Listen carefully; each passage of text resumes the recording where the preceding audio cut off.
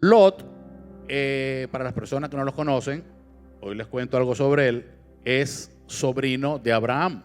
Lot era hijo de un hermano de Abraham, del señor Harán, y Harán muere y Lot queda bajo la tutela o la crianza de Abraham. Abraham tenía 25 años cuando nace Lot y Abraham lo cría, lo cuida, lo trata como una persona muy cercana a su familia. Ellos en Génesis 12, ya sabemos que Abraham tiene la orden del Señor de dejar su casa y su parentela y era una tierra donde él lo iba a llevar, y le dice: vete con tu esposa. Y Abraham, como buen hombre, se lleva a su esposa y a Lot. ¿Ok? El Señor, debido a eso, le hizo hacer un periplo por Egipto, donde por diversas situaciones ambos salen bendecidos económicamente. Y en Génesis 13 entonces comienza la disensión, comienza los problemas que trae la riqueza. Ya no eran tan amigables como familia, sino que la tierra no era suficiente para el ganado de ambos. Y le dice Abraham a Lot: bueno, pero hagamos algo. Toma tú hacia un lado y yo me voy para el otro. Escoge tú el lado que te guste y yo voy al lado contrario. Lot vino por vista y miró para acá y miró para allá, y aquí vio una llanura, vio que era fértil, y allá a lo último visualizaba una ciudad. Esta ciudad era Sodoma. Y Lot dijo: bueno, no, nada, por aquí es más derecho, yo cojo por aquí. Dijo Abraham: no hay problema, yo cojo por allá. Aquí comienza la historia de nuestro hermano Lot. Lot, yo antes de contarle la historia, tengo que decirle que Lot era un hombre justo. No importa lo que ustedes van a escuchar ahora, Lot era un hombre justo. Y no porque lo digo yo, lo dice la palabra de Dios. Vamos a leer 2 de Pedro 2 del 4 al 9. Mientras lo ponemos en pantalla, en el Antiguo Testamento, Jehová menciona como justos 4 personas: Noé, Abraham, Job y a Lot. Imagínense ustedes en el lote que estaba jugando Lot, ¿ok? 2 de Pedro 2 del 4 al 9 dice: porque si Dios no perdonó a los ángeles que pecaron, sino que arrojándolos al infierno los entregó a prisiones de oscuridad para ser reservados al juicio, y si no perdonó al mundo antiguo, sino que guardó a Noé, pregonero de justicia, con otras 7 personas, trayendo el diluvio sobre el mundo de los impíos, y si condenó por destrucción a las ciudades de Sodoma y Gomorra, reduciéndolas a ceniza y poniéndolas de ejemplo a los que habían de vivir impíamente, y libró al justo Lot, abrumado por la nefanda conducta de los malvados, porque este justo que moraba entre ellos, ¿entre quiénes? Entre los malvados, afligía cada día su alma, viendo y oyendo los hechos inicuos de ellos. Sabe el Señor librar de la tentación a los piadosos y reservar a los injustos para ser castigados en el día del juicio. ¿Qué era lo que pasaba con Lot? Que Lot se entristecía con el pecado que él veía, pero no hacía nada. Era condescendiente con el pecado que él estaba viendo. Su problema era la falta de compromiso, lo que lo llevó a perder algo que es fundamental para el cristiano. Es algo que te da autoridad, es algo que te da poder a la hora de hablar. Y ese algo se llama testimonio. Un cristiano que pierde el testimonio es un cristiano que pierde la mitad de su esencia como cristiano. ¿Qué es el testimonio? El testimonio es lo que los demás ven en nosotros más allá de las palabras. Nosotros podemos hablar muy bonito, podemos sabernos la Biblia y recitarla de tapa a tapa, desde Génesis hasta Apocalipsis, pero no hacemos nada de lo que predicamos. Entonces el testimonio, más allá de las palabras, va pegado a las decisiones, a las acciones, a las cosas que confirman que el Espíritu Santo está en mí y que yo me estoy dejando guiar por Él. El testimonio confirma a la gente, le aclara a las personas que nos ven que nosotros somos cristianos. ¿A ustedes no les ha pasado que ustedes están en un sitio compartiendo, no sé, qué sé yo, y alguien les llega y le dice, hermano, ¿vos soy cristiano? ¿Vos soy evangélico? ¿Vos soy un hermanito? ¿Ah? Yo creo que a varios de aquí nos ha pasado eso. ¿Por qué? Porque la gente ve algo distinto en nosotros. ¿Qué es eso distinto que ve en nosotros? El Espíritu Santo. Y ese Espíritu Santo nos lleva a dar testimonio de que Él está en nosotros.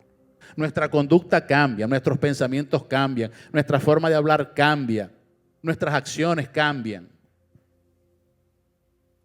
Pedro, cuando siguió a Jesús, cuando se lo llevaban, antes que lo negara, la gente le decía, tú andas con ellos porque tú hablas como Él, tú caminas como Él. Nosotros, en nuestra nueva naturaleza, esa naturaleza hace que nosotros cambiemos. ¿Cuándo vienen los problemas? Cuando nuestra naturaleza no cambia. Allí comienzan nuestros problemas. Allí comenzaron los problemas de Lot. Mateo 5:16 dice, así alumbre vuestra luz delante de los hombres, para que vean vuestras buenas obras y glorifiquen a vuestro Padre que está en los cielos. El objetivo de ese brillo que nos entrega a nosotros el Espíritu Santo no es para que los hombres vean lo bueno que somos nosotros. No es ni siquiera para que nos vean a nosotros. Es para que vean la gracia que Dios ha tenido en nosotros. Y la gente diga, wow, yo quiero lo que ese tipo tiene. Yo no sé qué es lo que él tiene, pero yo quiero lo que él tiene. Donde nosotros llegamos, nosotros somos luz. En Mateo 5:16, un versículo antes, en el 15 creo, dice que quien tiene una luz y la mete debajo de un alud. O sea, yo voy a prender, se me fue la luz en la casa, prendo una vela y la meto debajo de la luz. Eso es locura. ¿Ok? La luz se enciende para que alumbre. Si el Señor nos entrega a nosotros ese regalo del Espíritu Santo, es para que nosotros alumbremos al mundo. Nosotros somos luz y a donde lleguemos tenemos que alumbrar. Nosotros no podemos escondernos detrás de un alud. No es nuestro propósito. Romanos 2, 23 y 24. Tú que te jactas de la ley, con infracción de la ley deshonras a Dios, porque como está escrito, el nombre de Dios es blasfemado entre los gentiles por causa de vosotros. Cada vez que nosotros infringimos la ley, cada vez que nosotros transgredimos la ley, nosotros estamos dando pie a que el hombre natural dude. Y no solamente que el hombre natural dude, sino que eche por el piso y blasfeme el nombre del Señor. ¿Cómo así? Fíjate, Teo, y qué pastor, mira. Y mira lo que hace. Mira al hermanito allá, ve. Y qué convertido. Míralo cómo anda, ve. Nosotros somos los responsables con nuestro testimonio de que la gente siga llegando a los pies de Cristo. Y así como somos responsables de eso, también somos los culpables de que la gente no llegue a los pies de Cristo. Ese era el problema que tenía Lot. El mundo apagó su luz. Esa luz de la que habla Mateo en el 5:16 fue apagada por el mundo. ¿Y cómo me la apaga el mundo? Cuando algo en el mundo nos cautiva, nosotros tendemos a no ver lo malo. Fue lo que le pasó a Lot. Lot vio a Sodoma y vio las calles, los edificios, el modernismo, la gente, ¿ok? Pero no se dio cuenta el pecado que había en Sodoma. No se dio cuenta la lascivia que había dentro de Sodoma. Él sopesó ambas cosas y prevaleció una más que la otra. Y eso fue lo que lo llevó a acercarse más a Sodoma. La gente insiste en querer llamarse hijo de Dios con los beneficios que eso conlleva. Todos sabemos los beneficios que conlleva ser un hijo de Dios. Bendiciones 24/7, 365. No hay otra. Ver a Dios actuar en nuestra vida, pero cuando lo necesitemos, donde lo necesitemos y en el momento que lo necesitemos. Y cuando no lo necesitemos, también está ahí al lado de nosotros. Pero esa gente que quiere llamarse hijo de Dios, quieren ser hijo de Dios, pero quieren seguir en el lado oscuro de la fuerza. Quieren seguir viviendo en el pecado. Quieren tener lo mejor de los dos mundos. Quiero seguir haciendo lo que me gusta, aunque yo sé que está mal hecho, pero me quiero llamar hijo de Dios porque sé que por aquí también obtengo preventas que allá no hay. Bien. Entonces, la Biblia dice que eso es imposible, que eso no se maneja de esa forma. Pastor, ¿y dónde lo dice? Porque yo tengo años viviendo así. Romanos 6:1. Aquí les voy a presentar a lo que dice la Escritura en Romanos 6:1. ¿Qué pues diremos? ¿Perseveraremos en el pecado para que la gracia abunde? ¿Voy a hacerme cristiano y voy a seguir pecando a todo lo que da? Porque como ahora estoy en la gracia, puedo hacerlo. Tengo carta libre para eso. Versículo 2 dice: en ninguna manera, porque lo que hemos muerto al pecado, ¿cómo vamos a vivir en él? Si el Espíritu Santo de Dios te redarguye y te convence de pecado, ¿cómo vas a vivir en ese pecado? No puedes hacerlo. El ser cristiano y deleitarse en el pecado son antagónicos. Son dos conceptos que son imposibles de llevar. Es el agua y el aceite. Lo podemos ver en Juan 8 con el ejemplo de la ramera. Aquí van a apedrear. El Señor dijo, bueno, que esté libre de pecado que tire la primera piedra. No quedó uno. El Señor le dijo, nadie te ha juzgado, yo tampoco te voy a juzgar. Vete y no peques más. La ramera no pecó más. Tenemos los ejemplos de los publicanos en Lucas 18 y 19. El más conocido es el del 19, que es nuestro amigo Zaqueo. Zaqueo, cuando oyó que el Señor venía, él lo fue a recibir porque iba a comer en su casa, y ese día se convirtió Zaqueo. Entregó para el reino la mitad del dinero que tenía y le devolvió cuadriplicado lo que le había quitado a la gente. Eso es una verdadera conversión. Eso es un evidente cambio de conducta. Ahora vamos a ver, una vez que tenemos este panorama, vamos a ver qué fue lo que hizo Lot. Porque yo tomo a Lot como ejemplo. Lot, cuando se fue a Sodoma, Lot en el versículo 13, fíjense cómo fue la progresión, ¿no? En el versículo 13, él ve a Sodoma. Está bien. En el 13, 14, 15, se acercó, puso una tienda. En el 14, ya está viviendo en Sodoma. Vio, se acercó, ahora vive.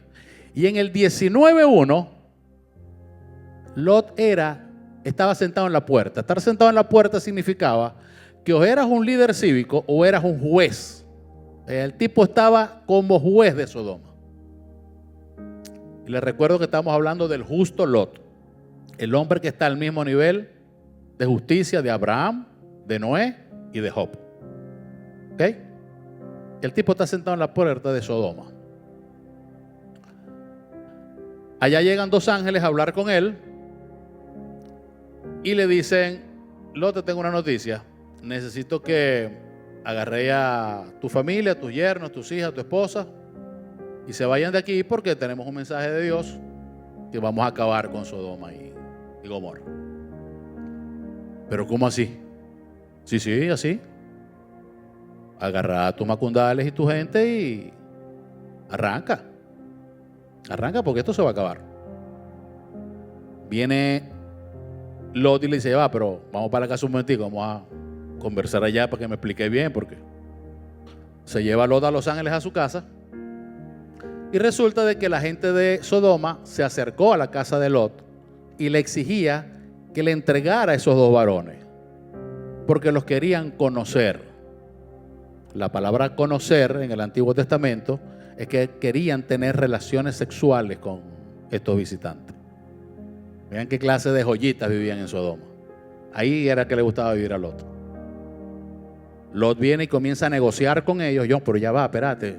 Si queréis saco las hijas mías que... No. A los tipos es a lo que yo quiero. Lot viene y sale él a tratar de convencer a la turba que dejaran a sus visitantes quietos. Y la turba comienza a agredir a Lot. Mire, nosotros podemos estar en el mundo creyendo que el mundo es nuestro amigo. Nosotros podemos creer que podemos caminar por el mundo siendo cristianos y el mundo nos va a sonreír y creemos que esa sonrisa es cierta, es honesta y es verdadera. El mundo te sonríe o te trata bien engañándote para que te quedes en la perversidad de ese mundo. Tú no perteneces a ese mundo. Tú eres cristiano, tú no perteneces a Sodoma. Tú tienes que entender cuál es tu lugar y tu lugar no es Sodoma. Cuando están agrediendo a Lot en la turba, viene y los ángeles ciegan a esta gente que estaba en la turba, meten a Lot y hacen una intervención divina y los ángeles salvan a Lot nuevamente. ¿Cuál es la función que traen los ángeles? La función tienen, según la Biblia, los ángeles tienen tres funciones. Comunicar el mensaje de Dios a los hombres, proteger a los hijos de Dios y consolar a los hijos de Dios. En este pasaje estamos viendo que se están cumpliendo todas estas cosas. Los ángeles vinieron a comunicarle a Lot que saliera de Sodoma porque iba a haber juicio. Y estaban protegiendo a Lot cuando lo salvan de la turba y lo meten a su casa. Los ángeles mandaron a convocar a Lot a toda su familia porque ellos estaban obrando según la intercesión de Abraham. Cuando Abraham comenzó con 50 y llegó a 10, a Abraham le faltó un poquito más. Hubiera llegado a 5, tal vez se salvaban todos, pero llegó a 10. Y de los 10, 5 eran de la familia de Lot. No había, en toda Sodoma no había 5 personas que merecieran la salvación. No había. Entonces los ángeles le dicen a Lot, Lot, agarra a tu familia, tus hijas, tu yerno y sal de aquí. Lot va y le dice a su yerno, los yernos lo mandaron a freír mono. Arranca de aquí. ¿Por qué? No había testimonio, no había autoridad de parte de Lot para que la gente, su familia, hiciera lo que les estaba pidiendo. Cuando nosotros no tenemos testimonio, nosotros no podemos traer los pies de Cristo a nadie. ¿Aló? Nuestro testimonio apaga nuestra luz y apaga nuestra autoridad que nosotros tenemos con la gente. Nadie nos escucha, nadie nos cree.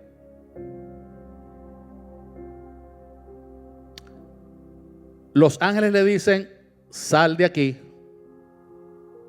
Todavía Lot dice, bueno, pero ya va, pero vamos a parar un momentico a ver si. Dice la palabra que los ángeles le agarran la mano y los ponen a correr y le dan la orden que no miren hacia atrás, que sigan corriendo. Y adivinen quién miró para atrás. ¿Cuándo no? Porfiás que son. Vieron la mujer de Lot y miró hacia atrás. Aquí la palabra mirar atrás en el hebreo se traduce como se quedó atrás, se regresó. ¿Qué entendemos nosotros porque se regresó? Llegó a un lugar, no le gustó y se regresó. Llegó a ver a los creyentes, a ver a Jehová, no le gustó y se regresó. Se deleitaba mejor en el mundo allá en Sodoma. Y esa desobediencia la llevó a convertirse en una estatua de sal. Miren, Un verdadero cristiano puede caer eventualmente en la carnalidad. Claro que sí. Pero no es bíblico hablar de un cristianismo carnal,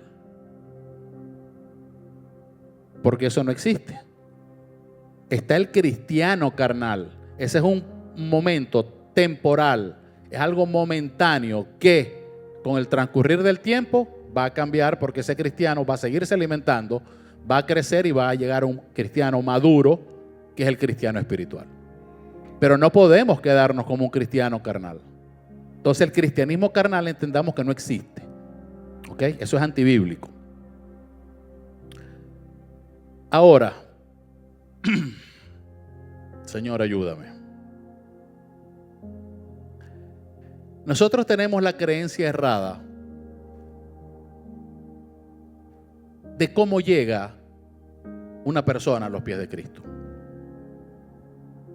Nosotros creemos que si una persona, aquí en el culto, cuando termine yo voy a hacer una oración de fe y voy a invitar a las personas que la hagan por primera vez que pasen adelante. ¿Eso está mal? No, absolutamente no, absolutamente bíblico y absolutamente correcto. Pero ¿qué es lo que está mal? Creer que alguien, por hacer esa oración y pase adelante, ya esa persona es salva. El error es creer de que alguien vaya a una campaña evangelística, de que alguien vaya a un grupo de una célula y allí se haga la oración y ya se da por descontado que esa persona ya es un creyente arraigado en el Señor, nacido de nuevo, lavado por la sangre del Cordero y que es salvo. En mi opinión, las cosas no funcionan así. ¿Qué ha pasado con eso? La iglesia cristiana lo ha transformado, y esto es una opinión muy personal, lo ha transformado en un ritual. En un ritual tal cual en otras iglesias, en otras denominaciones, en otras religiones, por poner ese nombre que no me gusta utilizarlo cuando estoy predicando en el cristianismo. ¿Qué es lo que esa oración produce en muchas personas? No hablo en todas. Yo llegué a los pies de Cristo a través de una oración de ese tipo. Eso fue el 15 de julio del año 2012, un viernes a las 4 de la tarde, en la iglesia bautista La Fe, escuchando cantar al Salmo 150. Allí me convertí yo. Y para la gloria de Dios estoy hoy predicando su palabra ante ustedes.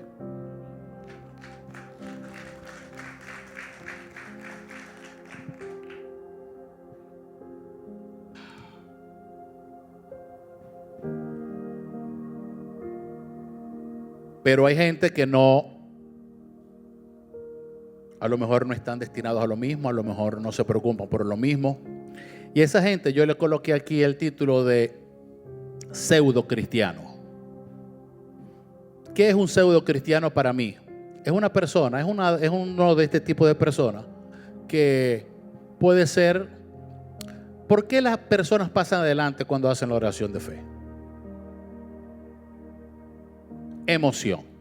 ¿Por qué otra cosa? ¿Qué opinan ustedes? Necesidad momentánea. Emoción porque la prédica estuvo muy buena y me identifiqué con la prédica y voy para adelante. Arrepentimiento real. Y ahí entramos muchos de nosotros. El que me trajo me dijo, pasa, que te toca. No, pero dale, vení y me para. Entonces, buena, sí, yo paso. Hay allí un sentimiento, un arrepentimiento verdadero, una necesidad real, un encuentro personal cara a cara con el Señor. Y muchas veces no. Entonces eso me crea un poco de pseudo cristiano que lo que andan por la calle es adulterando, fornicando, robando, mintiendo.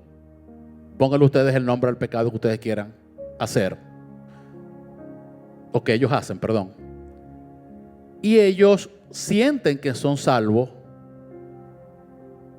Todo eso causado por un mero rito evangélico de pasar adelante y hacerle creer a esa persona que porque levantó la mano en un servicio y pasó adelante, hizo una oración, ya esa persona es salva.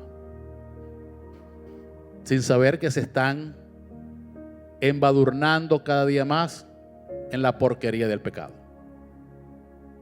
Y que su único destino real va a ser el infierno si no cambian su manera de vivir. La conversión verdadera se da por la obra regeneradora del Espíritu Santo y tiene una ruta. Para las personas que vinieron el domingo pasado o vieron nuestra prédica el domingo pasado, se lo voy a repetir, la ruta es reconocimiento del pecado, confesión del pecado y muestra de arrepentimiento real y verdadero sobre ese pecado. Si nosotros tomamos esa ruta con un corazón contrito y humillado, como lo decía David en el Salmo 51, nosotros tenemos absolutamente garantizado el perdón de nuestros pecados. ¿Ok? Si no, si nosotros lo hacemos por un pseudo cristianismo, de verdad que veo un futuro negro para esa persona. Entonces, ¿los cristianos pueden pecar? Sí, claro, por supuesto que pecamos. ¿Los cristianos pueden caer en carnalidad, pastor? Sí, absolutamente, claro que sí podemos caer en carnalidad, eventual. ¿Los cristianos pueden quedarse en esa carnalidad como estilo de vida? La respuesta absoluta es no. Los cristianos no pueden quedarse allí. Y no es porque no pueden, es porque aquel que comenzó la buena obra en ti la va a terminar. Él no te va a dejar a ti allí que tú sigas revolcándote en la inmundicia del pecado. Hay una historia en Éxodo 39, versículos del 9 al 12, que es creo que ese es el asunto del becerro de oro con el pueblo de Israel y tal. Y a Jehová cansado le dice a Moisés, Moisés, échate para acá un poquito, aléjate, porque voy a acabar con este pueblo. Y después que acabe con este pueblo, entonces tuyo hago un pueblo nuevo. Y fíjense lo que le dice Moisés. Moisés le dice, Señor, no hagas eso. No hagas eso. No hagas eso porque la gente va a decir, cónchale, sacó a su pueblo de Egipto, pero no pudo llevarlos a donde él le ofreció. No los aguantó en el camino. En el camino los acabó a todos porque es que no pudo. No permitas que que el enemigo diga eso. Eso es lo mismo que pasa hoy en día al decir o al creer que Dios ha salvado a una persona que le va a entregar vida eterna y que al momento de que termine su vida terrenal va a estar con Él en los cielos de su Padre. Pero ese Dios que hace eso no puede quitarle el vicio del cigarro al hermano. O sea, te puedo dar vida eterna, pero Dios no puede quitarte el vicio del cigarrillo. O el Señor no puede quitarte el vicio del juego. Dios te puede salvar de la condenación del infierno, pero no puede quitarte tu vicio carnal. Así. No te puede quitar la pornografía. Él no puede hacer eso. Porque tú no quieres. Va pues. Porque tú no quieres. La palabra enseña lo contrario. Primera de Juan 5:13.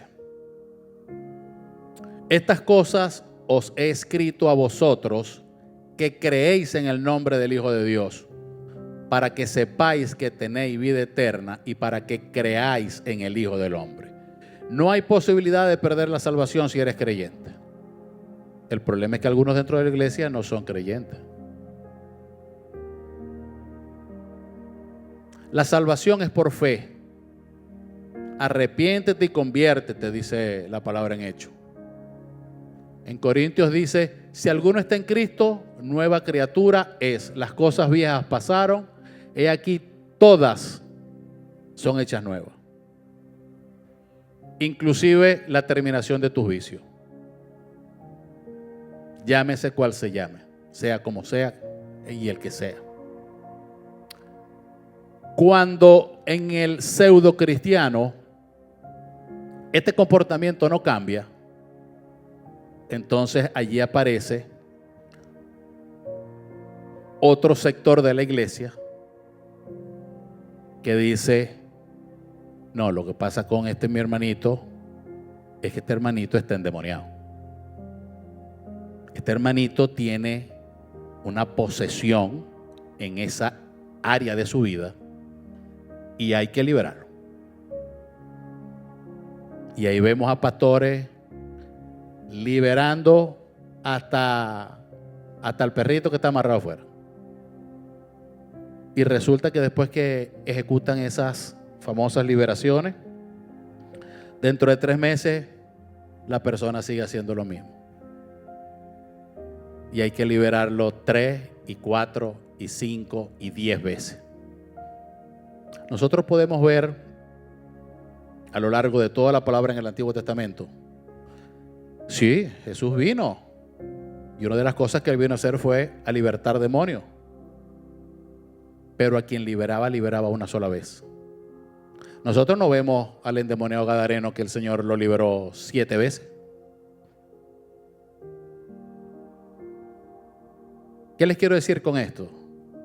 De que una vez que tú entras al cristianismo, una vez que la luz está dentro de ti, las tinieblas no pueden coexistir con la luz. No hay forma. No hay forma que el diablo te ataque, que el diablo vuelva a tomar control sobre tu vida. Eso pasa porque tú decides que eso pase. Eso pasa porque tú le das cabida al pecado. Esto le pasó a Lot porque él lo escogió. Él pudo escoger al otro lado quedaba Canaán, que era la tierra de la promesa. No, él escogió ir allá. Eso no fue un espíritu que le dijo coge para la derecha. Él miró, evaluó, esto está muy feo, esto está más bonito, voy para acá. Él decidió correctamente. 2 Corintios 13:5 dice: ¿cómo sabemos dónde estamos parados nosotros? Examinaos a vosotros mismos si estáis en la fe. Hermanos, sincerémonos nosotros. La primera manera que tenemos de saber si nosotros somos cristianos, sincerémonos. Voy a examinarme yo. ¿De verdad yo soy cristiano? Yo me porto como cristiano, pienso como cristiano. Adopto la naturaleza que Dios me entregó. Me muevo en ella. O estoy aquí mamando gallo, calentando asiento, o mirando a la hermanita o el hermanito. ¿A qué vengo yo a la iglesia? Examinaos a vosotros mismos si estáis en la fe. Probaos a vosotros mismos. ¿O no os conocéis a vosotros mismos? Que Jesucristo está en vosotros, a menos que estéis reprobados. Si tú te examinas y tú encuentras que Jesús está en ti, estás aprobado. Pero si tú te examinas y encuentras que Jesús no está en ti, lamento decirte que estáis raspado, estáis reprobado. Estar reprobado es no ser cristiano. Seguí allá. Primera de Juan 1 del 5 al 9. Este es el mensaje que hemos oído de él y os anunciamos. Dios es luz y no hay ninguna tinieblas en él. Si decimos que tenemos comunión con él y andamos en tinieblas, mentimos y no practicamos la verdad. Pero si andamos en luz como él está y tenemos comunión los unos con los otros y la sangre de Jesucristo su Hijo nos limpia de todo pecado, si decimos que no tenemos pecado, nos engañamos a nosotros mismos y la verdad no está en nosotros. Si confesamos nuestros pecados, él es fiel y justo para perdonar nuestros pecados y limpiarnos de toda maldad. Miren esto. En el versículo 6 dice, para mí es el versículo central y que le da sentido a todo lo demás. Dice, si decimos que tenemos comunión con Él y andamos en tinieblas. Andamos. Esta palabra andamos es la palabra para mí central del versículo, porque es lo que significa todo lo demás. Esta palabra andamos es la palabra griega pateo. Pateo significa literalmente andar. ¿Ok? Pero en este contexto no es la palabra pateo, sino es la palabra peripateo. Peripateo significa andar por todos lados. Es muy distinto que yo te diga, ¿y él de dónde va ahí? No, voy para el estacionamiento. Bueno, vamos los dos. Y en el estacionamiento él sigue y yo me separo y sigo caminando. Eso es pateo.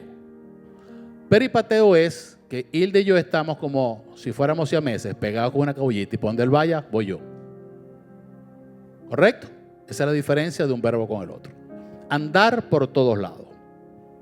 Entonces, yo voy a parafrasear este versículo, entendiendo lo que es ese andamos. Dice, si decimos que somos creyentes, ¿por qué somos creyentes? Porque en el 6 comienza, si decimos que tenemos comunión con Él. ¿Quiénes son las únicas personas que pueden tener comunión con Dios? Los hijos de Dios. Y el hijo de Dios es un creyente. Toda persona que no sea creyente no hay forma que tenga comunión con el Hijo, con el Padre. Entonces, si tenemos comunión con Él, soy creyente entonces. Ok. Si decimos que somos creyentes, y aquí viene y el andamos en tinieblas, y vivimos un estilo de vida que contradice lo que Dios nos ha revelado acerca de su voluntad, entonces terminamos. Mentimos y no practicamos la verdad. Los pastores, después de la ascensión del Señor, en Hechos 2:4, los pastores de la Biblia, ellos predicaban y se preocupaban por dos cosas. La primera preocupación era predicar el evangelio verdadero. Hechos 2:4. Hechos 2:42, perdón. Dice, y perseveraban en la doctrina de los apóstoles, en la comunión unos con otros, en el partimiento del pan y en las oraciones. Los apóstoles que habían recibido la enseñanza de primera mano de Jesús, ellos enseñaban lo que Jesús les había enseñado. Por lo tanto, ellos se preocupaban por predicar el evangelio verdadero que Jesús había dejado. Y la segunda preocupación que tenían los pastores de esa época era cuidar el rebaño y asegurarse que todos los del rebaño llegasen a ser creyentes. Pero ¿cómo así? Segunda Hechos 2, del 43 al 47. Dice, y sobrevino temor a toda persona, y muchas maravillas y señales eran hechas por los apóstoles. Todos los que habían creído estaban juntos y tenían en común todas las cosas. Característica de todos los creyentes: tenemos en común todas las cosas. Todos tenemos que ser instruidos y guiados por el Espíritu Santo. Todos tenemos que tener o mostrar los mismos frutos: amor, paz, paciencia, benignidad, mansedumbre, templanza. Gálatas 5:22. Todos tenemos que movernos en ese sentido. Y vendían sus bienes y sus propiedades y los repartían a todos según la necesidad de cada uno, y perseverando unánimes cada día en el templo y partiendo el pan en las casas, comían juntos con alegría y sencillez de corazón, alabando a Dios y teniendo favor con todo el pueblo. Y el Señor añadía a la iglesia cada día los que habían de ser salvos. Yo les pregunto, ¿qué se predica hoy en las iglesias? ¿Qué se predica hoy para evitar que el cristiano carnal siga sentado y pueda evolucionar y mutar a un cristiano espiritual? Hoy lo que se predica en las iglesias es un evangelio reducido. No se predica todo el evangelio que tenemos nosotros en la palabra de Dios. Se selecciona lo que se va a predicar. Esto sí, esto no. Esto sí, esto no. Esto tampoco. No, y esto menos. a conveniencia, correcto. ¿Por qué? Porque algunas doctrinas espirituales pueden incomodar a algunos hermanitos. Yo puedo enseñar cosas aquí que a lo mejor a algunos hermanos les parezca incómodo y decidan retirarse, se sientan ofendidos y decidan no venir más. So sorry, como dicen aquí los gringos. De verdad, lo lamento. Pero nosotros estamos parados aquí en este púlpito para explicarle a la gente lo que el Señor quiere que su pueblo haga. Yo no vengo aquí a que ustedes escuchen lo que ustedes quieran oír. Yo estoy aquí para que ustedes escuchen lo que necesiten oír. Perdón, lo que necesitemos oír, porque cada vez que el Señor habla, el primer redarguido por los mensajes soy yo. Y una vez que yo lo asimilo, lo mastico y lo entiendo, yo puedo llevárselo y transmitírselo a ustedes.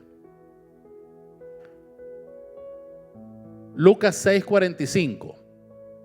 Fíjense esto, ¿no? ¿Cuál es la respuesta que muchos de estos pseudo cristianos le dan a la gente, a la congregación, al pastor cuando lo llama? Mira, fulano, ¿qué pasó? ¿Y por qué te fuiste? Tengo tiempo que no te veo. Entonces muchos de estos cristianos lo que te dicen es: no, pastor, lo que pasa es que pasó esto. Usted dijo esto, aquello, o el hermano me dijo esto o aquello. Ah, y a ciencia, pastor, ni usted ni los hermanos de la iglesia saben lo que hay en mi corazón. Eso nomás que lo sabe Dios y yo. Está bien. Pero resulta de que nosotros como pastor, nosotros como hermanos, como cristianos, como nacidos y estando en Cristo, no tenemos que ser adivinos para eso. Para eso nosotros tenemos la palabra de Dios. 6:45 en Lucas. ¿Qué dice allí? El buen hombre, el hombre bueno, del buen tesoro de su corazón, saca lo bueno. Y el hombre malo, del mal tesoro de su corazón, saca lo malo. Entonces, de la abundancia del corazón, habla la boca. Yo no tengo que tener visión de rayos X para ver el corazón de cada uno de ustedes. Es lo que sale por su boca, sus actos, su testimonio, su comportamiento, es lo que me dice a mí qué clase de personas son ustedes. Una persona que es buena no hace cosas malas. Y una persona mala no hace cosas buenas.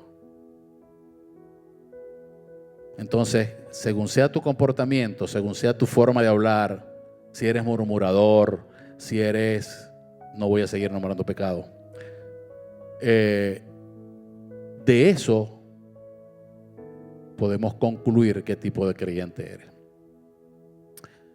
Basado en eso, puedo decir que la iglesia hoy poco se preocupa por la salvación del creyente. Nosotros asumimos que son salvos porque en algún momento hicieron la oración de fe. Y no molestamos al creyente con querer disipularlo. Que el Señor reprenda al diablo si se nos ocurre hacer eso. A pesar que en Mateo 28 está la orden. Id y haced discípulos. ¿Ok? Ni se me ocurre disipularlos porque muchos no quieren aceptar el discipulado. Muchos comienzan y se van. Muchos de los intentos de esos discipulados fracasan porque estamos tratando de discipular a personas inconversas.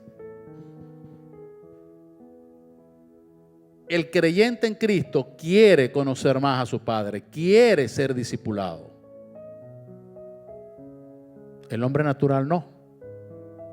Nosotros estamos tratando de meter o de enseñar a los cabritos que se porten como ovejas. Por eso es que muchos de los intentos en acercar a ese tipo de cristianos no procede. Juan 3:3 dice: de cierto te digo que el que no naciere de nuevo no puede ver el reino de Dios. El nacer es el primer paso. Se te permite ser un cristiano carnal cuando tú naces, cuando tú estás en esa batalla. Acepté al Señor, pero bueno, tengo estas debilidades, tengo que luchar contra ellas, tengo que buscar su presencia para que Él me ayude, tengo que buscar su palabra para que Él me quite esto. Estamos en esa lucha. Ese creyente recién convertido necesita crecer espiritualmente. Ser salvo es el punto de partida, madurar es el propósito que Dios busca en nosotros. El cristiano carnal se deja llevar por lo que siente. Si todo lo ve bien, alaba. Gloria a Dios. Alabado sea el Señor. Viste que Dios existe, yo te lo dije. ¿Oíste?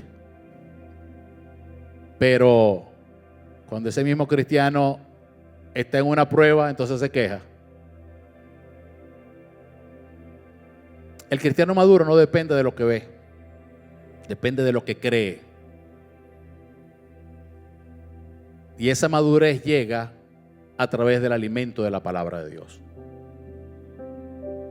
El crecimiento no se mide por cuánto nosotros sabemos de la palabra. El crecimiento no se mide por cuántos versículos de la Biblia yo me sé. El crecimiento se mide por cuántos versículos de la Biblia yo aplico a mi vida. Yo me puedo saber toda la Biblia, pero si no aplico nada, no. Soy como címbalo que retiñe porque no tengo amor en mí.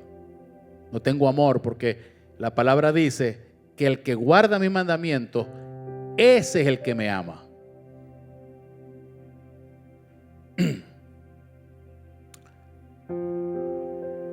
Primera de Juan 2:6 dice: el que permanece en él debe andar como él anduvo. Wow. Muchos dirán, bueno, pero es que imagínate, qué fácil. ¿Cómo ando yo como anduvo Cristo? Imagínate. Y yo pensando, ¿no? ¿Qué ejemplo puedo poner yo aquí para explicar esto? Bueno, y puedo contarles una historia, ¿no? Yo soy hijo de un matrimonio separado, divorciado. Yo vivía con mi mamá y yo veía a mi papá, era en las vacaciones, llámese el nombre que sea, Semana Santa, Carnaval, diciembre, lo que sea, ¿no? Y nosotros en Semana Santa siempre nos íbamos a una playa que nosotros teníamos, que era la casa de la familia por parte de padre, que quedaba en los Puertos de Altagracia. Y nosotros íbamos a esa casa y pasábamos toda la Semana Santa en la playa. Pero mi papá siempre fue un hombre que se levantaba muy temprano. Mi papá se paraba a 4 de la mañana, una cosa así. Yo le decía, papá, vos tenés que estar en pecado, porque parece a las 4 de la mañana. Para hacer nada, para beber café y para fumar. Pero bueno, él se paraba muy temprano y junto con pararse, él se iba a tomar café a la playa. Y muchas veces él se paraba y me despertaba. Junior, párate, acompáñame, vamos para la playa. Todo dormido yo a las 4 o 5 de la mañana. Pero, como yo se los he dicho varias veces, yo quería mucho a mi papá, quiero a mi papá. Y yo quería ser como él. Entonces, mi papá era un hombre de estatura mediana, un poquito más alto que yo, y yo era así. Entonces, mi papá caminaba normal sobre la arena de la playa, y yo como muchacho, yo venía atrás de él. Obviamente sus pasos, a pesar de ser normales, eran mucho más largos, y yo chiquito, yo trataba de seguir el paso. ¿Correcto? Muchas veces intentando hacer eso, muchas veces yo me caía. Me veía ridículo haciendo eso. A veces tenía que agarrarme de una mata entonces yo quería bajar a la playa con el salvavidas, la vaina y tal, y eso se me caía. Y uno se veía raro haciendo eso, ¿no? Pero cualquier persona que tuviese un poquito de discernimiento, hubiese dicho al toque, ese muchachito quiere ser como su papá. Ese niñito que va caminando allá atrás del padre, ese quiere ser como su papá.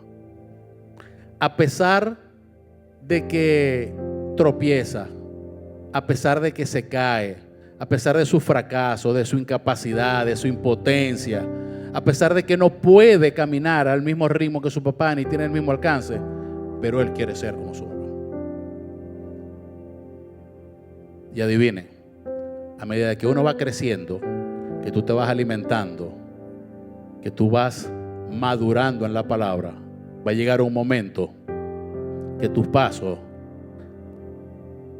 van a ser de la misma distancia que los que daba tu papá. Eso llega no de hoy para mañana, llega con el crecimiento y con la madurez en entender de cuál es el propósito que Cristo tiene para ti.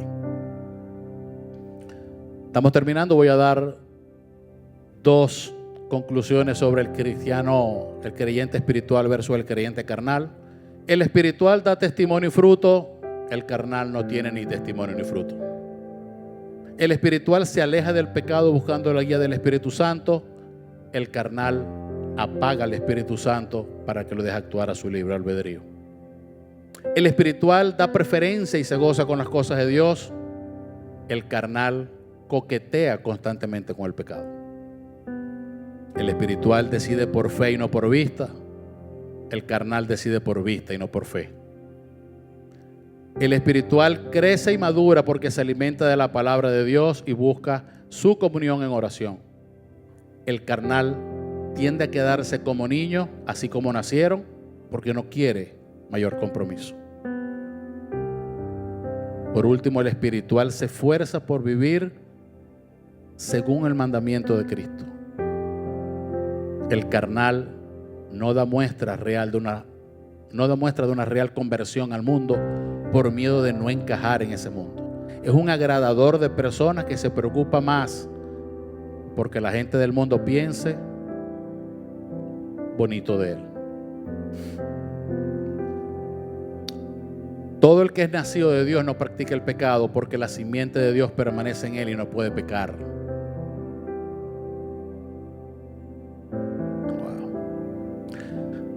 Dios cambia primero tu manera de pensar para luego cambiar tu manera de vivir.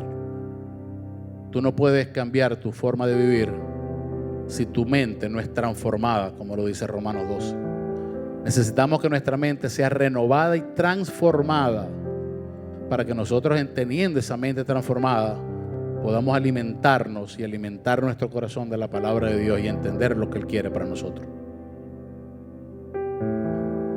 Amado hermano, existen 3 tipos de personas: el hombre natural, aquel que sigue el patrón de Adán y rechaza las cosas del Espíritu; el hombre carnal, que es el que conoce las cosas de Dios, sin embargo se empeña en mantener sus complacencias con el mundo;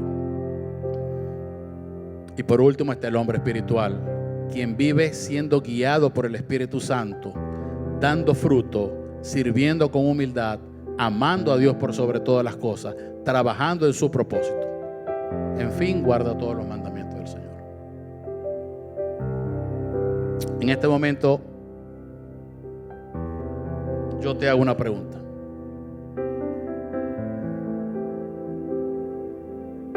¿Con cuál de ellos te identificas tú? No tienes, como siempre les digo, no tienes por qué contestar. Piensen allí internamente cuáles son las características que el pastor acaba de decir que se adaptan más a mi estilo de vida, a mi comportamiento, a mi conducta y a lo que realmente yo soy. Y la segunda pregunta que te hago esta mañana, hermano: ¿en cuál de ellos te quieres convertir? ¿Cuál de estas 3 personas quieres llegar a ser tú?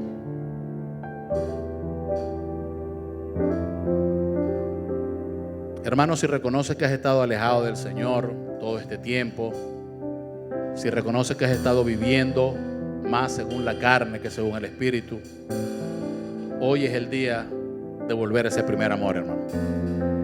Ese primer amor que nosotros sentimos cuando llegamos a los pies de Cristo por primera vez, ese ver un milagro en cada esquina, esa euforia que sentías cuando sentiste el abrazo del Señor por primera vez. Si ya eso no lo sientes, hermano, hoy es el día. Hoy es el día que ese primer amor vuelva. No importa cuánto te hayas alejado del Espíritu Santo, Él todavía te llama. La palabra dice: hijo mío, dame tu corazón y mira en tus ojos mi camino. Vuélvete al Señor. Vuelve tu rostro. Vamos a adorar al Señor un poco. Puede ponerse en pie. Día y noche sube a ti.